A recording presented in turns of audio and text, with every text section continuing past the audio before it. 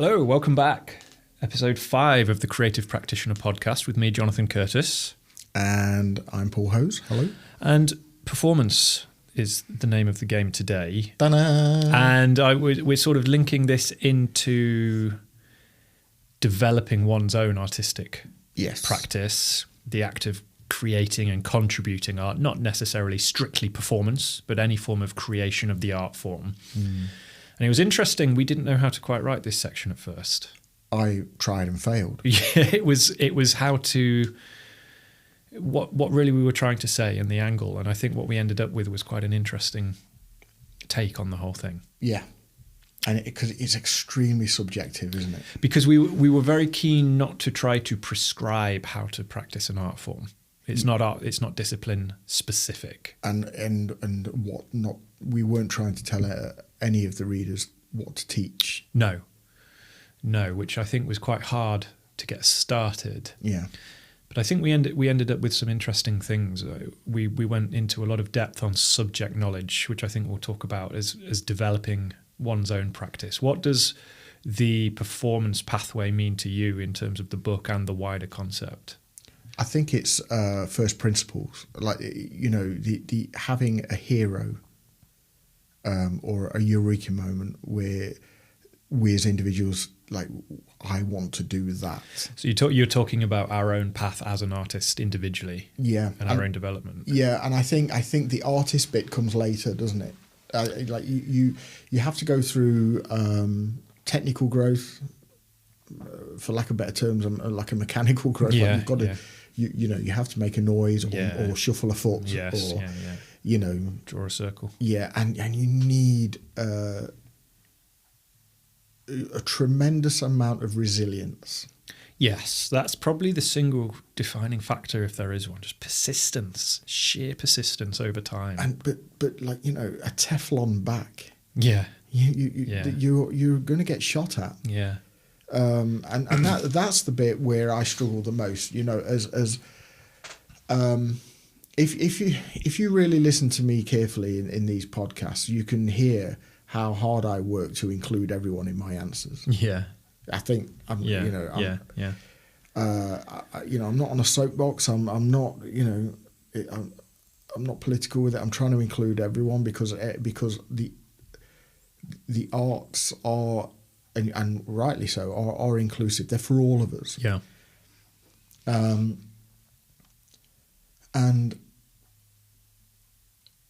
there's some wonderful stuff. Like, I think the grassroots arts is just as important as the celebrated, like going to the Royal Opera House or that kind of thing. It's like the people that enjoy grassroots football games as much as a Wembley final. Yeah. Yeah. And you can't have one without the other. No.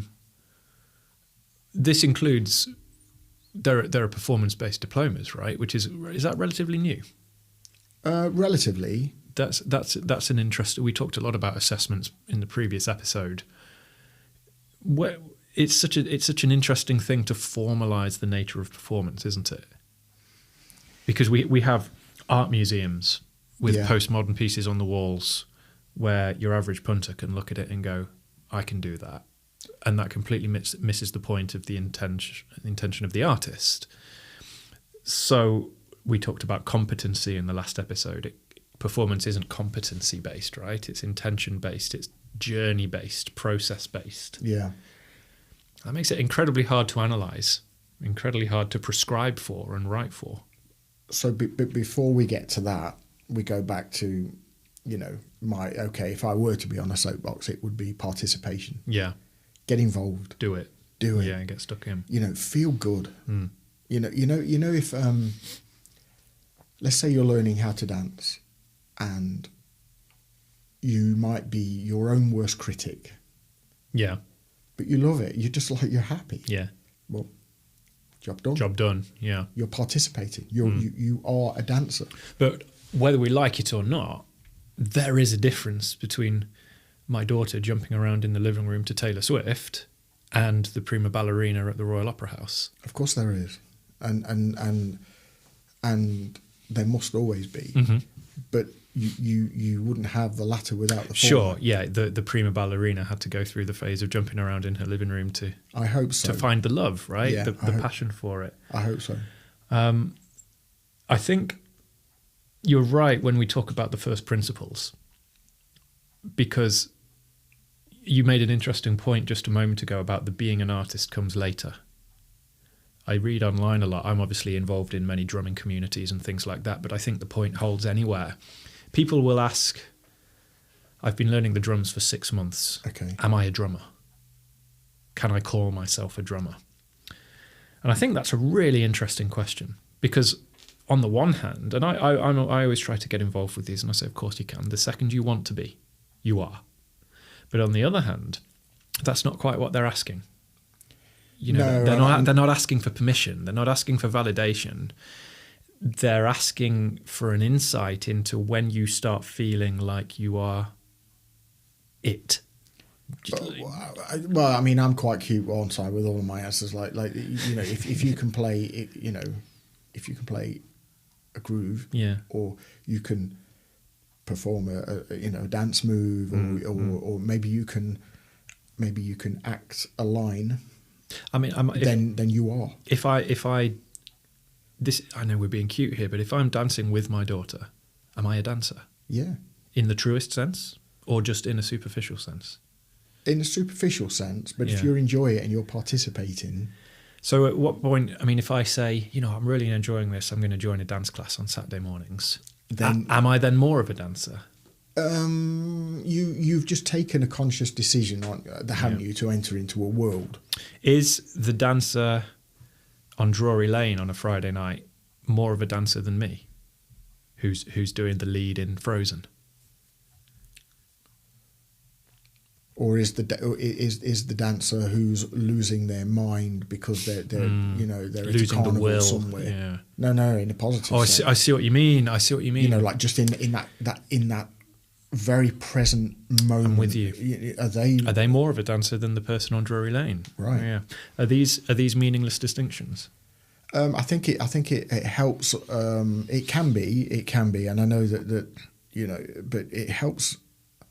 It helps articulate how vast the arts are, that the performing arts are. So open-ended. Yeah, and but what you're talking about is you're talking about culture, subcultures. You're talking about people's need to belong, people's need to express. And I'm also talking about competency and achievement as well. Yeah, absolutely. Because we all, you know, as a society, we see somebody dancing on the West End as having achieved something and having attained a high level.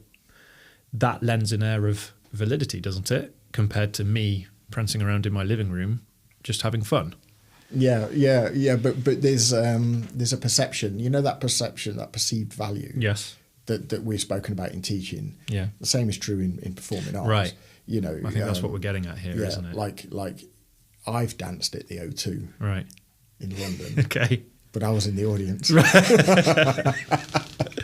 You had a glint in your eye when you said that. No, but you know, you take my point, yes, right? But I paid to be there, you know. But if you're talking about you know, the West End or Broadway or that kind of thing, it is accepted, isn't it? Yeah. That's the top of the game. And I think we have to allow that there is a difference. Right? Of course. We can't diminish. I guess there are levels of achievement and attainment. Yeah. That we recognise. We have to recognise that, whether we like it or not, rightly or wrongly. But there are things we can teach about performance, right? This is where the academic rigour comes in.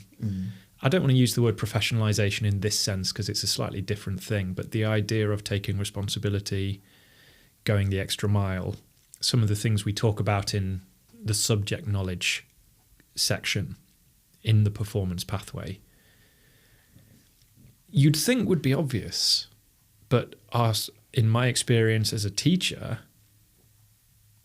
strangely lacking in many students, I think. Things like studying artists, studying the history, what we call subject knowledge, having a deep subject knowledge. And funnily enough, I was recording another podcast just the other day, my own Snare Drum Virtuoso podcast. And I was talking about how the path to mastery is based on understanding the history of it. Mm-hmm. How can you profess to have attained any degree in your own art form if you don't understand how you got there and how the art form got there? Yeah. If you don't understand anything about the composer you're working with, studying the piece you're working on. Are these universal across all the arts, do you think?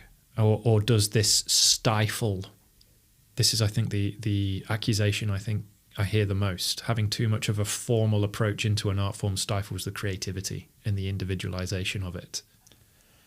I think it depends how you frame it, and I think it depends how you communicate it. Yeah. I think the optics are really important. I think you can have a cunning plan. Yeah. As a teacher, to guide a person, to grow a person. Yeah. And they need not know that they're on that pathway. Mm. But you need if a person wants to get better at something, that mastery piece. Yeah. If they want to, if they've taken the decision that the bug has bitten and I'm in. Yeah. Then straight away you're into conventions and norms, aren't you? Yeah. You're into. I've got to practice a bit. I've got to get better. I could refine. I think what I'm getting at, you're touching on it here. What I'm really getting at, and I wonder if the arts are unique in this or not. If I said I want to go and be an engineer, yeah, I have to study. Yeah, it's a given. Yeah, I have to learn the fundamentals. There's going to be a degree of mathematics, probably quite a high degree of mathematics in there. I have to study the principles, the conventions you talked about. There seems to be an attitude towards music, and maybe even specialised in composition generally is where I seem to notice it the most. And I imagine it's the case in many art forms of the performing arts especially. Too much formal study kills the individualisation. And I see so many people on community forums for things like music making, composition and production. Do I need to study music theory first? No. But this is what I mean is as a rhetoric, the rhetoric of it. On the one hand, there's part of me that says, well, of course you do. That's the art form. If you want to study music, you have to study music. You want to produce music, you've got to study how it's made. But then, of course, as you said, your first answer was no there because it's such a creative thing. It's an individual thing. It's an exploratory thing. It's called theory for a reason. Right. And this is what I'm prodding at. This is the sort of hornet's nest I'm prodding here. How you frame it is exactly what you just said. How you frame it and how you communicate it are the defining factors. Because my answer was straight away, well, of course you do. How can you compose music if you don't understand music theory? But I think I mean something different to that than what you were taking it to mean, because you're thinking of it as a journey where the theory serves to aid in that journey. Yeah. Do you see what I mean? It's a cumulative process at the point of doing. Yeah. Now, I'm not saying you shouldn't compose anything until you've learned theory. I'm making a general statement that theory is a requisite for understanding the nature of music, right? Yeah. But nevertheless, I think this is why we struggled so much in the opening phases of this piece or of this chapter, how prescriptive you can be about how to achieve a high degree of performance in an art form. So I think if you look at anyone performing an art, yeah, I think it's a poisoned chalice because if a person is doing it to a level of competency, the proficient, yeah, and they're having a good time, they're probably smiling. Yeah, they probably look like they're having fun. Yeah. Well, that's easy then, isn't it? Yeah. What do you need to study that for? Yeah, it's not work, it's play. Yeah, but that's the performance it's the finished product, isn't it? Yeah, exactly. Yeah. We spoke about it. We spoke about it before. Like, even Tom Hanks needs Steven Spielberg. Yeah. Like you have to collaborate. You need. you need an artist gives so much of themselves, whether they realise it or not. That's what makes them vulnerable. That's what makes it brilliant. And of course, you don't need theory for that, do you? No, it's what makes it brilliant, but it also is what makes it painful. Yeah. But that's why even the Oscar-winning artists or the Grammy-winning artists still need somebody in the background that says, "Go again. Yeah. You can give me more." Yeah. Or that's the one. But we also have to distinguish, I think, our roles here. I mean, professionally, a large makeup of my role is I'm a pedagogue, right? I exist to produce education, pedagogy. Yeah. A pedagogy is probably more apt than education because I'm not a high school music teacher or something. I produce independent books and things like this, like this one. So part of my role, I think there's a responsibility for me to say, if somebody is trying to attain the highest levels of an art form, there are things you need to do. So in my role as a drumming instructor, pedagogue, right? Yeah. Aside from the fact that I'm also a student and, still learning myself, it would be remiss of me to say, no, you don't need to study this, this, and this, when I believe you do. Yeah. But I think my role in society necessitates that I take that stance. Mm-hmm. But if we take a broader philosophical look at the arts generally, we don't necessarily need to say that. Do you see this distinction I'm drawing here? Yeah, I do. I think it's tricky, isn't it? Because there could be some wonderful art produced on many disciplines where the artist has had no formal artistic training, of course, at all. Yeah, and that's true throughout history. And I hope that even at this point, when 2024 is history, I hope that the same is true. But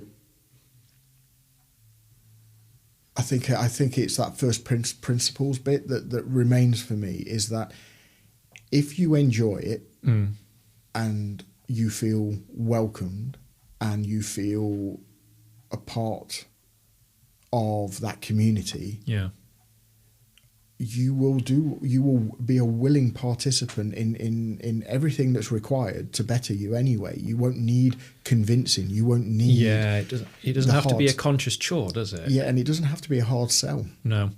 I know one thing I wrote about when I was contributing to that chapter was, because I based it on myself. Let's say, for some bizarre reason, somebody decided they wanted to be a metal fan in terms of music. Like, what do I need to do to become a really good metal fan? Meanwhile, I had spent my teenage years going to the local record shop and buying all the interesting looking, any type of metal, Swedish power metal, I'd buy it, Norwegian black metal, I'd buy it, and I'd listen to it on the bus home. And by the time I was 20, I had this encyclopedic knowledge of bizarre albums, who was on them, the year they were produced. And that wasn't me actively studying, but it was still an education.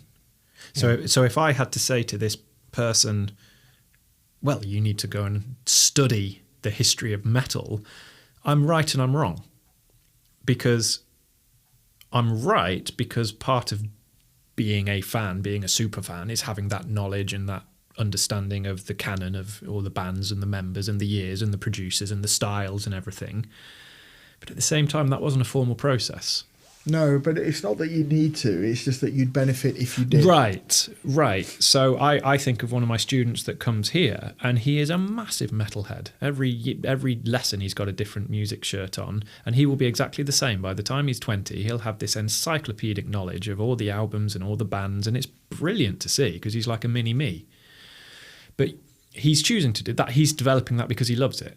He's developing that because he just loves the music and he loves the bands. And to him, buying an album and researching the personnel and noticing the subtle differences in the production styles and the genres is part of the love of the music for him. Yeah. And ironically for me, when I'm writing about the subtle differences between Swiss rudiments and French rudiments from the 1800s, it's that same nerdy passion that for me is just I enjoy it. Yeah, but both of you've found your tribe, you have your sense of belonging, and then when you hit upon that thing that you really enjoy, you want to find more of it. Of your own accord. Yeah. Yeah. But again, putting our pedagogue hats back on again, and our roles here as podcasters and authors of a book, there is a responsibility that if somebody says, a student or otherwise says, are there things I can do actively to improve my performance? We have to say yes, right? Yeah, and again, this is where the diploma students, in my humble opinion, are missing the point. Or maybe even undergraduates. Let's go with undergraduates. Is that one of the big areas that we all need to undertake is to go and participate. Go and experience the arts. Right. Because then you've got the context. Then that's massive. Yeah. Then you understand where you fit. Right. Let me take those diplomas as an example, those performance diplomas. People feel like they're in the wilderness with them because when you're even all the way up to grade 8 of any discipline, so this isn't music, this is anything from musical theatre to dance to public speaking, whatever, right? Yeah. There's published descriptors and there's indicative repertoire. Yep. So and there's fundamentals that you're assessed against, whether it's a rudiment or a scale or, Yeah. When you get to the diploma level, all of that's gone. And people go, well, what do I do then? Yeah. And it's like, right, well, go to a university student's art exhibition or music performance. That's the first thing you do. Yeah. Yeah. Because then you'll understand what those formal institutions are. They're the benchmarks that they're setting. The diploma carries the same weight. But you miss the context without doing that, don't you? But that's the danger. The whole creative practitioner danger is working in silo. Mm. In a previous episode, we talked about like building that wall around you. Yeah. The danger is let me give you an example. This is an example that I hope you take me up on, but you haven't yet. Let's go with that. Can one of your diploma students do their diploma on our stage at our next concert? Right. Why not? Right. Why not? Why not? Why not? But that's the rapport that you and I have. Yeah. And that's the relationships that creative practitioners ought to have. It ought to be a peer group. You ought to be able to say, let's go and watch whoever because they're performing tonight. Yeah. That's the level. That's the level that you need to aspire and then attain. But part of being in the audience there is in achieving that level, isn't it? That's going to help you. Yeah, but that's part of the path. And then when I see you next, we're going to review how you felt. We'll unpack it. Well, we're going to unpack it from even the like how did you feel? So that brings us back to something I talked about last time in the assessments. A student who wants to dep for me and is a diploma student, a performance diploma student, but has no experience on stage. And I can't give him that gig. And I would ask that you don't put them through assessment either. I'll tell you why in a moment. But as part of their growth, you should prescribe that they go and do half a dozen performances. But this is a really interesting turn, because in an ideal world, absolutely, the reality is he can't drive. He's under 18. Yep. He's doing exams at school. Yep. He is not going to go to half a dozen open mic nights or gigs in the next 6 months. It's really interesting. Some of the best diploma units that I enjoy, because the ones I assess are video submissions.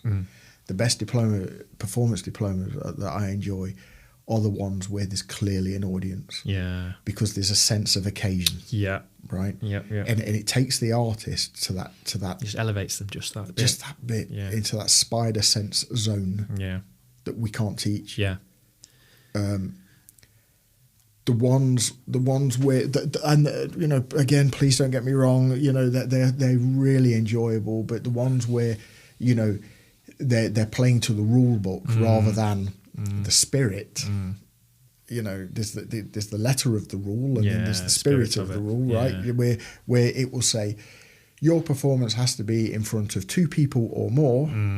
That's the prescription of what an audience is.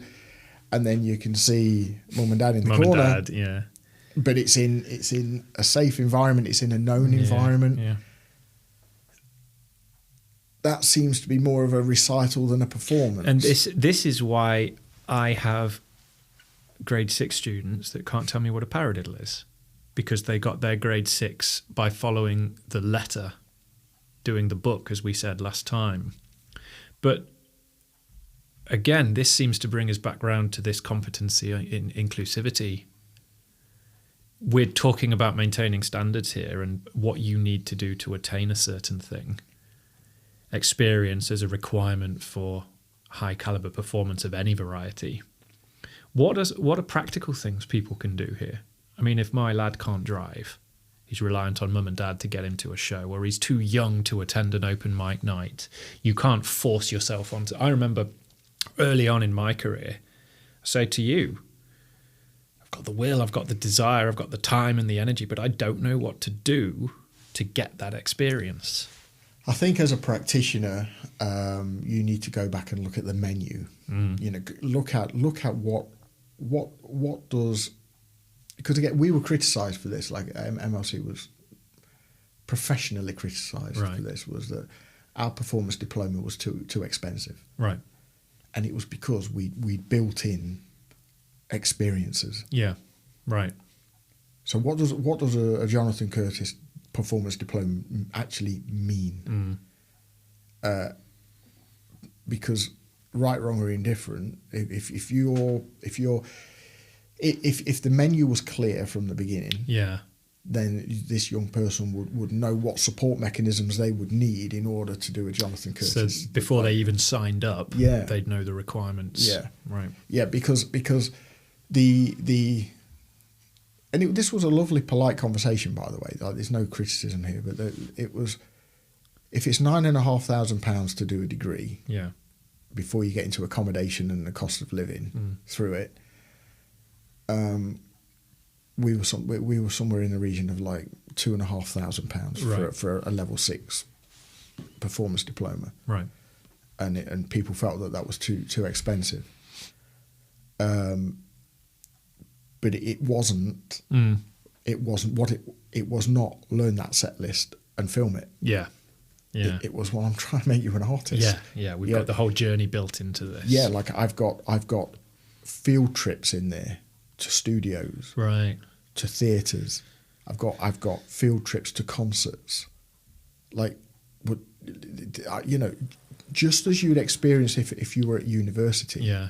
Where, I'm trying to give someone the sense of what it is to be a performing artist. I can't do that in a room working in silo. Like, I can't do that. We have to... Got to be out there. Yeah, this isn't an armchair exercise. We have to go into the field. Yeah. And that requires a whole nother level of thought. And I can see you thinking in real time. But because what it's not is it's not the research-based pathways, is it? It's not the teaching one or the creative enterprise one. This is the one that requires you to get your boots on the ground and go and do it. Go and do it. Yeah. So go and do it. Yeah. And let's do it together. Yeah. And let's record how you feel, all and evidence it along the way. Let's investigate local professionals, local practitioners now, and as well as the celebrated ones. Let's go and have an hour with those that are doing it. Let's go and see it. Yeah, let's go and see it. Yeah. Let's go and buy it. How can you want a career in the arts if you are not willing to buy a book or a CD or a poster or a ticket? Yeah. Yeah. Experience is such a big factor in performance, I think. And do you think you have more experience with these than I do? Do the performance diplomas make enough of that? I mean, you talked about how in your offering those experiences are built in as much as they can. There is in one awarding body's pathway, there's this unit called artist analysis. Yep. And that's really nice. Yeah. But that seems to be study based though, right? Study based, but then you try and demonstrate how that artist has influenced you in your playing. Sure. but what's not called for, which is a real shame, is like, you know, and again, the arts award thing that we spoke of earlier does this, but it caps itself at 25 years of age. Is that it's like, you know, go and review a gig or a film or go to the V&A. Yeah. Like if you want a career as a performing artist, go to London, go to Manchester, go to a seaside town, just to see it. See it. Just to see it. But see it. See the practitioner working. See it. This is it's the interesting part of it, because I don't have a performance diploma yet. Had no qualms about myself accepting the gig I've been talking about. But why is it that I can do it and my lad can't? Well, it's because I've done it. I've done it hundreds of times before. But you've done the gig at the pub where nobody turned up. Precisely. That's what I mean. I've had everything you could think of on stage go wrong. I've had all sorts of equipment failures. I've forgotten songs. I've dropped sticks. I've snapped sticks. I've gone through drum. You know, anything you can think of that could go wrong has gone wrong for me at some point, as it has for many performing artists. And I've performed in virtually every situation. I've been on theatre stages, in the pit. I've been the one thing I've not done is been on a boat. I've never done a cruise, but pretty much everything else I've done. So that's why I feel confident taking shows like that, and why I wouldn't be confident giving that show to somebody regardless of a piece of paper. Mm-hmm. It's the kind of contradiction of it all, isn't it? The one thing the performance diploma can't teach is the experience of performing, which is required to perform at a high level. Yeah, but it can signpost it. Yeah, but regarding the example that you're giving, it's not it's not within your remit, or necessarily, to give that opportunity. No, it's just not. No. So again, thinking about the performance diploma that we tried to devise, it culminated in a performance on a stage in front of an audience of around 200 people, and you would perform, and that performance would be filmed and submitted for summative assessment. Yeah. But it's just you will have a dressing room. You'll come out of the dressing room, you'll get nervous, you'll go on the stage, you'll elevate. Yeah. You'll be supported because the audience will want you to perform. Yeah. You know, it's a safe crowd. Yeah. And you'll go for it. That's the experience that, like, you know, my son did a music performance degree at university, and he was gigging every week. And in year one it was prescribed, and then in years 2 and 3 it was just carry on. Just expected. It's just like, well, this is what we do, isn't it? Yeah. You know. Yeah. But you've got to. I think all the hard-working good people out there who are listening to it, who might just be sole traders doing it, think about the offer. So this brings me to my probably last question then. I've been performing since I was probably 15 or 16. I did my first gig or something. Yeah. I've done hundreds of shows in all manner of varieties, and I continue to do so, and I'm lucky enough to get paid for them. Would there be a benefit to me now to get a performance diploma? Yeah, the benefit is the benefit is the reward of itself, isn't it? You know, like, I've done it. What would the benefit be? If the only benefit was it feels great to have a performance diploma, then that's worth it. That's worth it. Yeah. Will it help you? It might one day just help you be part of a team of people that teach at whatever university. Yeah. But if you don't, how do you advocate to another that they should? They should, yeah. And there might be plenty of things that I've still not considered to this day about performance. Yeah. And all it takes is one line in a textbook for me to go, oh, I'd never considered that before. Yeah, and you know, your journey is not too dissimilar to mine in that regard. In that, you know, I did my performance diploma. Well, it was on the back of a conversation you and I had in Marseille. Mm. I just went away and did it, and that's less than 10 years ago. Yeah, it was. Yeah. But like you, I'd played all over the world in various scenarios, literally all over the world, from, you know, Singapore, Morocco, you know, I mean, everywhere, you know, New York. And I'd got nothing on paper that said I could do it, except, you know, my plaudits that said but it was all, you know, even last night's gig is history, isn't it? Yes, yeah. But if I were to teach it, and maybe this is just the way I'm built, you know, like if I am to teach it, I better had done it. Even if I didn't agree with the result, I would know what the benchmark was. And you benefited from the process. Yeah. How can you not benefit from feedback? Yeah. Regardless of the thing, like the most important thing on the wall, it might not be the most important part of it. Yeah. We should put our report on the wall, not just the pretty certificate. Yeah. Yeah, I mean, you know, let me throw this one at you. What these diplomas serve to do, especially for sole traders out there, is that it offers the practitioner and the student an opportunity to become part of a wider community, a community that is taken for granted by those studying at universities. Like, you know, at university, you're one of thousands of people. Like I'm a student. Yeah, yeah. And I'm learning the performing arts. When you're doing it one-to-one with a practitioner, you're forgiven for perhaps not appreciating the sense of occasion, the sense, what does it mean to be an actor, or you know, a singer or a dancer or a drummer. You can't, for everyone's best efforts, you can't replicate that in this scenario. At some point, if you're offering performance diplomas, at some point you're going to have to get out of the box. Yeah. And say, right, even if it's prescribed. Yeah. So right, I've pulled in a bassist, and you know, a piano player, and we're going to put you in a trio tonight. Perform. Well, I don't know what to do.